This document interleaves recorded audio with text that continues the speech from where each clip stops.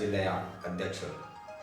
ಆಮ್ ಆದ್ಮಿ ಪಕ್ಷ ಇವತ್ತು ದೆಹಲಿಯಲ್ಲಿ ಹಾಗೂ ಪಂಜಾಬ್ದಲ್ಲಿ ನುಡಿದಂತೆ ನಡೆದು ತೋರಿಸಿದ್ದಾರೆ. ದಿಲ್ಲಿಯಲ್ಲಿ ಸರ್ಕಾರ ಬರೋದಕ್ಕಿಂತ ಮೊದಲು ಅವರು ಒಂದು 5 ವಚನಗಳು ಹೇಳಿದರು. ಆಮೇಲೆ ಪ್ರಮಾಣ ಕೂಡ ಮಾಡಿದರು. ನಮ್ಮ ಸರ್ಕಾರ ಮಾಡಿಕೊಡಿ, ನಾವು ಇವು 5 ಗ್ಯಾರಂಟಿಯನ್ನು ಕೊಡ್ತೀವಿ ಅಂತಂದು ದಿಲ್ಲಿಯಲ್ಲಿ ಕೇಜ್ರಿವಾಲ್ ಅವರು ಮಾಡಿದರು. ಒಂದನೇದಾಗಿ ನಾವು ಸರ್ಕಾರಿ ಸ್ಕೂಲನ್ನು ಪ್ರೈವೇಟ್ಗಿಂತ ಚೆನ್ನಾಗಿ ಮಾಡ್ತೀವಿ. ಆಮೇಲೆ ಸಾಮಾನ್ಯ ಜನರು ಬಡವ್ರ ಮಕ್ಕಳು ಟಾಪ್ದಾಗ ಎಜುಕೇಷನ್ ಸಿಗಬೇಕಂತಂದು ಇವತ್ತು ಸರ್ಕಾರಿ ಸ್ಕೂಲು ದಿಲ್ಲಿಯಲ್ಲಿ ಇಲ್ಲ ಇಡೀ ಭಾರತದಲ್ಲೇ ಟಾಪ್ ಮಾಡಿದರು. ಹಾಗಾಗಿ ವಿದೇಶದಿಂದ ಕೂಡ ಬಂದು ಅಲ್ಲಿ ಸ್ಕೂಲ್ಗಳನ್ನು ಗಮನಿಸಿದರು ವಿದೇಶದಲ್ಲಿ. ಆ ಲೆವೆಲಿಗೆ ಕೇಜ್ರಿವಾಲ್ ಅವರು ನಮ್ಮ ಸರ್ಕಾರಿ ಸ್ಕೂಲ್ನ ಟಾಪ್ ಲೆವೆಲ್ನಲ್ಲಿ ಮಾಡಿದರು. 2ನೇ ಗ್ಯಾರಂಟಿ ಹೇಳಿದರು, ಭಾರತ ದೇಶದಲ್ಲಿ ಎಲ್ಲರಿಗೂ ಡಿಸೀಸ್ ಇದೆ, ಹಾಗಾಗಿ ಹೆಲ್ತ್ ಫ್ರೀಯಾಗಿ ಸಿಗಬೇಕು ಅಂತೂ ಆ ಟೈಮಿನಲ್ಲಿ ಮೊಹಲ್ಲಾ ಕ್ಲಿನಿಕನ್ನು ಸ್ಟಾರ್ಟ್ ಮಾಡಿದರು.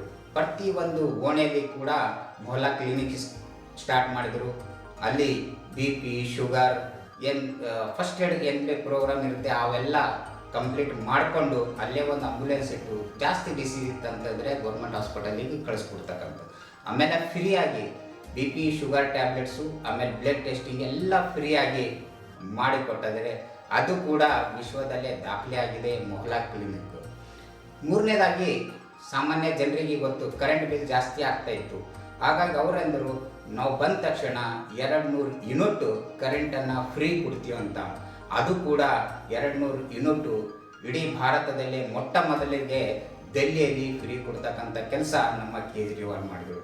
ಆಮೇಲೆ 4ನೇದು ಏನಂತಂದ್ರೆ ಅವ್ರು ಹೇಳಿದರು, ನಾವೆಲ್ಲ ಫಿಲ್ಟರ್ ನೀರು ಕುಡಿತೀವಿ, ಆದರೆ ಸಾಮಾನ್ಯ ಜನರಿಗೆ ಕೂಡ ಫಿಲ್ಟರ್ ನೀರು ಸಿಗಬೇಕಂತಂದು 250 ಲೀಟರ್ ಪ್ರತಿದಿನ ಒಂದು ಬಡ ಓಣೆಯಲ್ಲಿ ನೀರನ್ನು ಕೊಡ್ತಕ್ಕಂಥ ಕೆಲಸ ಅವರು ಮಾಡಿದರು.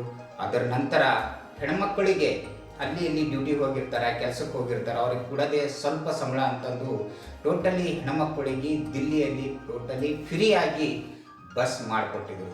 ಇವು 5 ಗ್ಯಾರಂಟಿನ ಇಡೀ ಭಾರತದಲ್ಲೇ ಇವತ್ತು ಅದರದೇ ಮಾಡೆಲ್ ಆಗಿ ಬೇರೆ ಬೇರೆ ಪಕ್ಷದವರು ಇವತ್ತು ಗ್ಯಾರಂಟಿಯನ್ನು ಕೊಡ್ತಾ ಇದ್ದಾರೆ. ಅದು ಜೊತೆಯಲ್ಲಿ ಪಂಜಾಬ್ದಲ್ಲಿ ಸರ್ಕಾರ ಬಂದ ತಕ್ಷಣ ಮೊದಲನೇ ಹೆಜ್ಜೆ ಇಟ್ಟಿರೋರು ನಮ್ಮ ರೈತರಿಗೋಸ್ಕರ ರಾತ್ರಿಗಳಿಗೆ ಕರೆಂಟ್ ಕೊಡ್ತಿದ್ರು. ಅವ್ರು ಚೇಂಜ್ ಮಾಡಿ ಬೆಳಗ್ಗೆ 10ರಿಂದ 5 ಗಂಟೆವರೆಗೆ ಕರೆಂಟ್ ಕೊಡ್ತಕ್ಕಂಥ ಕೆಲಸ ನಮ್ಮ ಭಗವಂತ ಮಾನವರು ಮಾಡಿದ್ದಾರೆ. ಅದರ ರೈತರಿಗೆ ಕೂಡ ಫೆಸಿಲಿಟೀಸ್ ಕೊಡ್ತಾರೆ.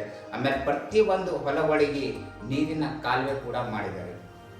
ಅದ್ರ ಜೊತೆಯಲ್ಲಿ ನಾವು ಯಾವುದೇ ಒಂದು ಬೈಕ್ ತಗೊಳ್ಳಿ, ಕಾರ್ ತಗೊಳ್ಳಿ, ರೋಡ್ ಟ್ಯಾಕ್ಸ್ ಮೊದಲೇ ಕಟ್ತೀವಿ. ರೋಡ್ ಟ್ಯಾಕ್ಸ್ ಕಟ್ಟರೂ ಕೂಡ ಮತ್ತ್ಯಾಕ ಟೋಲ್ ಗೇಟ್ ತೊಗೋತಾರೆ, ಅವರು ಟೋಲ್ ತೊಗೋತಾರೆ ಅಂತಂದು ಇಡೀ ಪಂಜಾಬ್ದಲ್ಲಿ ಟೋಲ್ ಫ್ರೀ ಇದೆ. ನೀವು ಯಾವಾಗ ಭೀ ಪಂಜಾಬ್ ಸ್ಟೇಟ್ಗೆ ಹೋಗ್ರಿ, ನಿಮ್ಗೆ 5 ಪೈಸಾ ಟೋಲ್ ತೊಗೊಳಲ್ಲ ಅಲ್ಲಿ. ಆಮೇಲೆ ಅಲ್ಲಿ ಕೂಡ 200 ಯೂನಿಟ್ ಫ್ರೀ ಮಾಡಿದ್ದಾರೆ. ಆಮೇಲೆ ಎಲ್ಲಕ್ಕಿಂತ ಮೇಜರ್ ಆಗಿ 4 ವರ್ಷದ ಹಿಂದೆ ಬೇರೆ ಸರ್ಕಾರ ಇತ್ತು, ಅಲ್ಲಿ ಗೌರ್ಮೆಂಟ್ ಸ್ಕೂಲ್ದು 27ನೇ ಲೆವೆಲ್ದಾಗಿತ್ತು. ಇವತ್ತು 4 ವರ್ಷ ನಂತರ 1ನೇ ಸ್ಥಾನ ಬಂದಿದೆ. ಅದು ಗೌರ್ಮೆಂಟ್ ಶಾಲೆಗಳು ಭಾಳ ಟಾಪ್ ಲೆವೆಲ್ದಾಗ ಮಾಡಿದ್ದಾರೆ ಭಗವಂತ ಮಾನವರು. ಆಮೇಲೆ ಇನ್ನೊಂದು ಏನು ಮಾಡಿದ್ದಾರೆ, ಅವರು ಸರ್ಕಾರಿ ನೌಕರಿ 67,563 ಗೌರ್ಮೆಂಟು ಎಂಪ್ಲಾಯ್ನ ಅಪಾಯಿಂಟ್ ಮಾಡಿಕೊಂಡಿದ್ದಾರೆ. ಹಾಗೆ ಹಲವಾರು ಪಂಜಾಬ್ದಲ್ಲಿ ಕೂಡ ದೆಹಲಿಯಲ್ಲೂ ಕೂಡ ನಮ್ಮ ಆಮ್ ಆದ್ಮಿ ಪಕ್ಷ ಕೆಲಸ ಮಾಡಿದೆ. ಅದೇ ಒಂದು ನಿಟ್ಟಿನಲ್ಲಿ ನಾವು ಕೂಡ ಇವತ್ತು ಬೀದರ್ ಜಿಲ್ಲೆಯಲ್ಲಿ ಆಮ್ ಆದ್ಮಿ ಪಕ್ಷಕ್ಕೋಸ್ಕರ ಕೆಲಸ ಮಾಡ್ತಿದ್ದೀವಿ. ಪ್ರತಿಯೊಂದು ಹಳ್ಳಿಗೆ ಹೋಗಿ ಕೂಡ ರೈತರ ಬಗ್ಗೆ ಕೆಲಸ ಮಾಡ್ತಾ ಇದ್ದೀವಿ. ಅವರ ಲ್ಯಾಂಡ್ ಸರ್ವೆ ಇರ್ಬೋದು, ಗೊಬ್ಬರದ್ದು ಇರ್ಬೋದು, ಕರೆಂಟಿನ ಸಮಸ್ಯೆ ಇರ್ಬೋದು, ರೋಡು ನಾಲಿಗಳ ಸಮಸ್ಯೆ ಇರ್ಬೋದು, ಪ್ರತಿಯೊಬ್ಬರದ್ದು ಸಮಸ್ಯೆಗಳನ್ನು ಕೇಳಿಕೊಂಡು ಅಲ್ಲಿ ಪಕ್ಷ ಸೇರ್ಪಡೆಯ ಕಾರ್ಯಕ್ರಮ ಕೂಡ ನಾವು ಆಮ್ ಆದ್ಮಿ ಪಕ್ಷದಿಂದ ಮಾಡ್ತಾ ಇದ್ದೀವಿ. ಅದ್ರ ಜೊತೆಯಲ್ಲಿ ಈಗ ಬರ್ತಕ್ಕಂಥ 29/6/2026 SR ಲಾಂಚ್ ಮಾಡ್ತಾ ಇದ್ದಾರೆ. SR ಕೂಡ ನಮ್ಮ ಕರ್ನಾಟಕದಲ್ಲಿ ಲಾಗು ಆಗ್ತಾಯಿದೆ.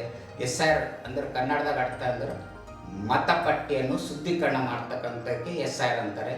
ಅದು ಕೂಡ ಇಲ್ಲಿ ಮಾಡ್ತಾ ಇದ್ದಾರೆ. ಅದು ಸರ್ಕಾರಿನಿಂದ ಪ್ರತಿಯೊಂದು ಬೂತ್ ಮೇಲೆ ಕೂಡ ಒಬ್ಬರು BLO ಇರ್ತಾರೆ. ನಾವು ಕೂಡ ನಮ್ಮ ಪಕ್ಷದಿಂದ ಒಬ್ಬರನ್ನ ಒಂದು ಬೂತಿಗೆ BLA 2 ಅಂತ ಅಪಾಯಿಂಟ್ ಮಾಡ್ತಾ ಇದ್ದೀವಿ.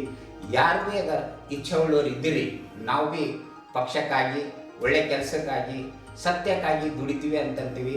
ಆಮ್ ಆದ್ಮಿ ಪಕ್ಷಕ್ಕೆ ಸೇರ್ಪಡೆಯಾಗಿ ಪ್ರತಿಯೊಬ್ಬರು ಕೂಡ ಬೂತ್ನಲ್ಲಿ BLO ಆಗ್ಲಕ್ಕೆ ಸಮರ್ಥರಿದ್ದವ್ರು ಬರ್ರಿ, ನಾವು ಆಮ್ ಆದ್ಮಿ ಪಕ್ಷ ನಿಮಗೆ ಸ್ವಾಗತ ಮಾಡ್ಕೊತದ ಅಂಥೇಳಿ ಮತ್ತೊಮ್ಮೆ ಬೀದರ್ ಜಿಲ್ಲೆಗೆ ಎಲ್ಲ ಜನತೆಗೆ ಆಮ್ ಆದ್ಮಿ ಪಕ್ಷ ಸ್ಟ್ರಾಂಗ್ ಮಾಡೋಣ ಅಂಥೇಳಿ ತಮ್ಮೆಲ್ಲರಿಗೂ ಮತ್ತೊಮ್ಮೆ ನಮಸ್ಕಾರ. ಜೈ ಹಿಂದ್.